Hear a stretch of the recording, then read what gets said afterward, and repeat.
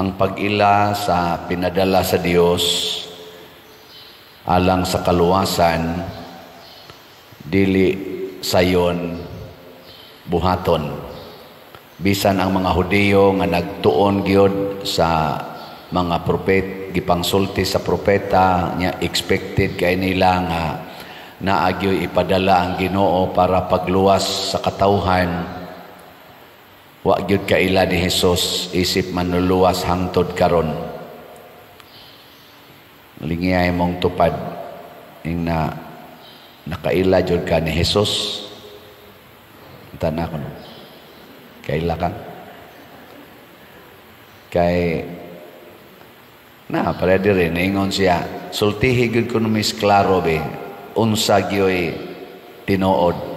Ikaw ba gyud ang gipadala? Ngana.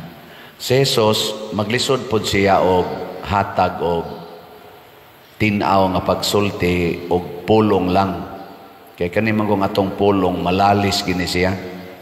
Magtan-aw bitaw ko sa komentaryo sa karon sa mga nag-una sa unofficial nga kana ganing results niya, naman ay mga comment naidaghan nga musaway, mao gini atong gipili, kapur sad natog pinilian, mga inana ba?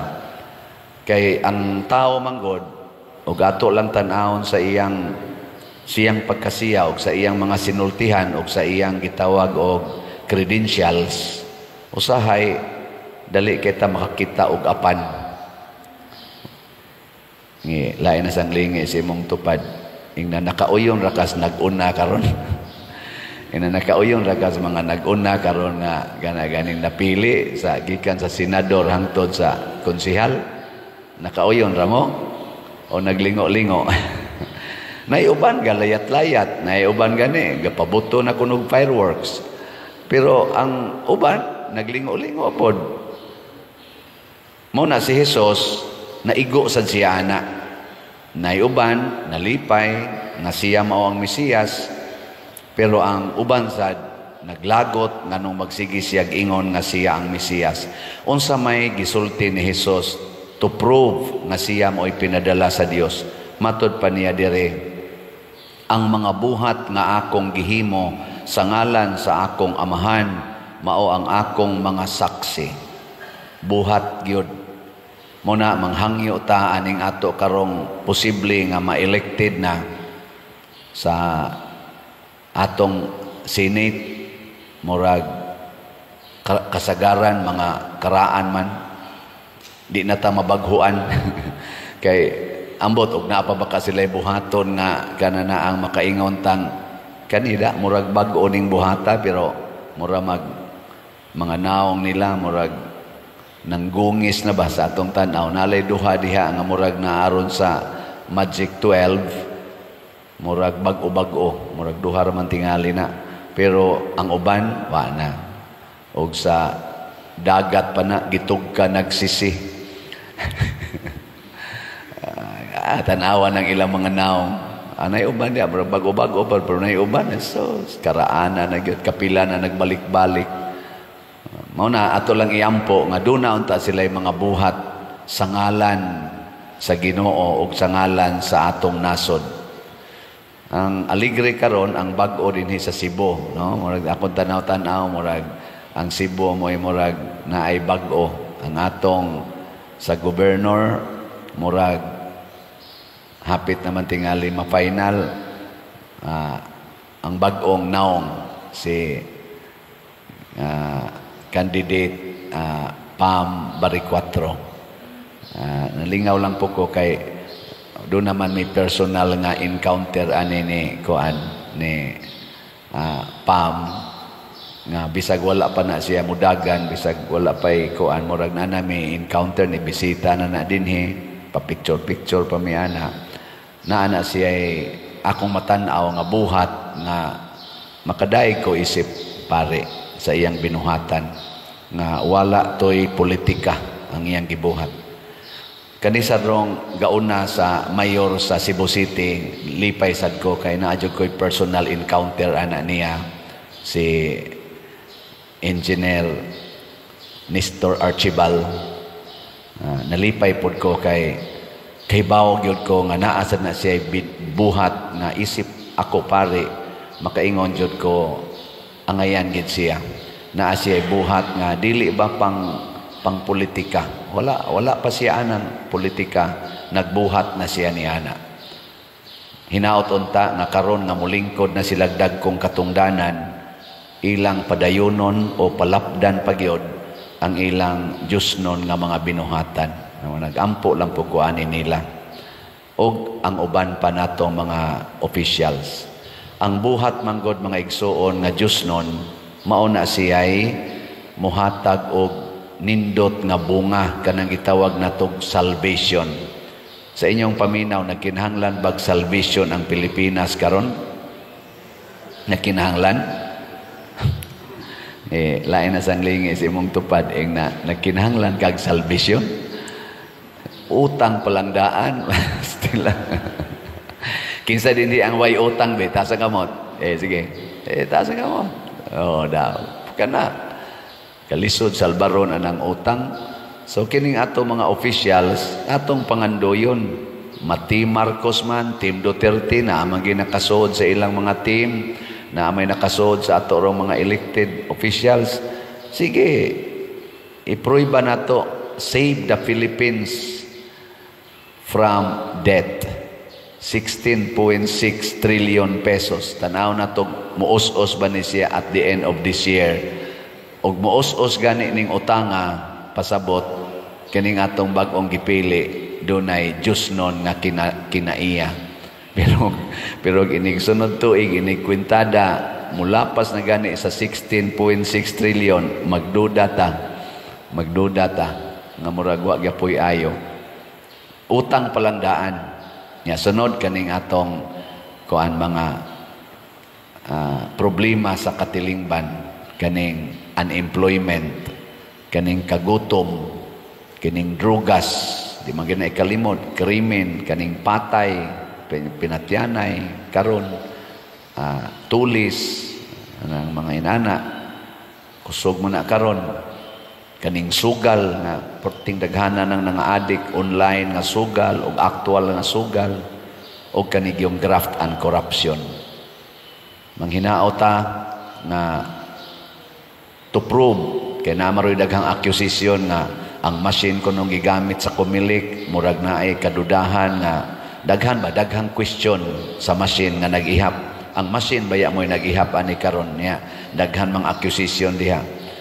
Di gina masulbad. Ipa-audit na sa mga expert ana. Posible, mas maayo, ipa-audit kung ang iyang pag-process sa resulta aning mga machines karon. Sakto ba kay nga ako'y nakitaan na record. 1 million naman tingali ito kapin sa ni Pam Bari 4. Pagsunod oras, nahimong mang 800,000. Inana ba? Tungod ko nun na kaya na sa ito ilang giingon, ni jump pa katong machine or na nadubli niya ihap. So, dili sad kayo perfect ang machine nga nag-ihap. Mo nang sakto basad ka ng gawas karon ng mga resulta. Kaya ang machine na may gaihap. O kung saon ni sa kumilik, paghimo o kanang tinaw nga reliable nga kuan explanation ila na pero mas nindot gyud ang buhat mo na ang mahal nga Birhen Maria nagpakita gyud nato og ang mga apostoles og ang mga santos sa atong simbahan nagpakita unsaon pag kanabitang himong buhi sa kaluwasan nga gidala ni Kristo kanato. Ang unang gipuy-an sa mahal nga Birhen Maria, nag-agad gid siya sa Espiritu Santo. Ang gibuhat ni Maria, ang Espiritu Santo mao'y nagdiktar niya. Gidiktaran siya sa Espiritu Santo, pinaagi sa pulong sa Ginoo. Munang ningon si Maria, sulugoon ako sa Dios, matuman dinhi kanako ang imong pulong. Ang mga bata sa nagipakitaan ni Maria dito sa Fatima, sila si Jacinta, Francisco, Lucia, nagtuman sa pulong sa Ginoo nga gipaambit ni Maria og mao nay hinungdan nga ang Fatima since 1917 hangtod karon usa gyud sa mga lig-on og dako kayong debosyon sa tibuok kalibutan.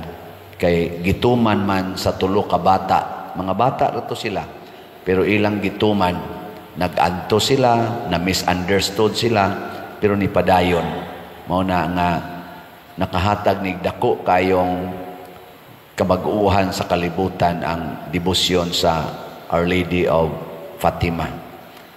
Ang ato sad nga unang pagbasa, ang mga apostoles, bisag ipanggukod na sila, ang mga disipulo nagsunod ni Kristo, unang nagsunod ni Kristo, bisag ipanggukod sila, nagtuman gihapon, wa magpadaog sa kahadlok ba? Nagtuman gihapon sa sugo sa Ginoo nga isangyaw ang ebanghelyo. Bisag nang amatay na, si Esteban amatay na, di apagigig lutos, nagsigig ra gyud sila sangyaw, managan sila ngadto sa laing lugar, motong nangabot sila sa Antioquia, pero nisamot na og kadaghan ang nituo sa atong tinuhuan nga Kristiyano. Gani gitawag sila Kristiyano didto gyud sa Antioquia for the first time, tungod kay wa sila mohunong pagbuhat og maayo.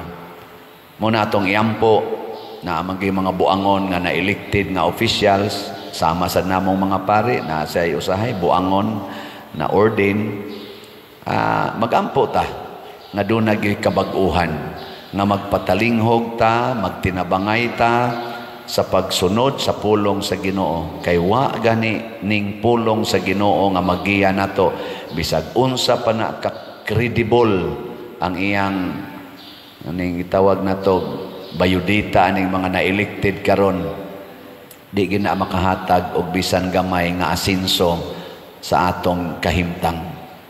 Kining atong utang usa ni sa barometer nga mo determine, mo tan-aw nato, mo pakita nato improving ba or degrading ba ang sitwasyon sa Pilipinas. Ako utang lang sa itong tanawon, kay kanang tao nga mo arang-arang ang income, mo arang-arang ang pagkabutang, mo minus man ang utang, mo minus gyud. Last na lang lingi sa imong tupad, ing na nag-anam o kamino sa imong utang o nag-anam kadaghan. Kita din ambot ang inyong pagtuo o kusog ba kayo, amantay lain din yung pamaagi pagbayad sa utang, kini mga tong slot o mga kolekta, maura man gid na nga nakautang ta tungod ani ato mga projects, ato lang sang gigrab ang opportunity. So atong ipakita nga nagtuman ta sa sugos Ginoo, manghatag kita og kinasing-kasing, dili lang kausa kung dili permanente. So ang atong slot karon, ang SBF DAG na apay 3,378 ka slots na available, tag 500 pesos per slot. Katuning para sa kumbinto na ni 16 slot challenge nga tag 8,529 na sa datong nadawat. Ang katong para sa atong pista, reward na ni sa mga chapels na apay 24,627 ka slots nga available, tag 100 pesos per slot. Na ni 12 slot challenge nga tag 1,200, 1,380 na sad ang atong nadawat. Salamat sa mga nanghatag aniha. Salamat kanunay unya. Sige lang gitag patalinghog. Kay kining na nagsunod nato sa ato dinhing platforms, YouTube, Facebook, kining ato mga humili, ato mga gipang reel na ginasuban, gipang TikTok, o maminaw lang yun mo, nya madasig mo, ang itudlo gyud Ginoo, tabangan magid nato ang katilingban sa simbahan. Nya ako nag-awhag ko ninyo aning mga slat-slat, not for myself, but for the church. For the church dinhi sa San Vicente, o sa atong archdiocese, o outside sa atong archdiocese. Iampo nato magpadayon tas kalig-on o pagsangyaw sa pulong sa Ginoo pinaagi sa atong mga buhat, o labi na gyud ang atong mga bag-o mga na-elected o na re-elected nga mga politicians karon.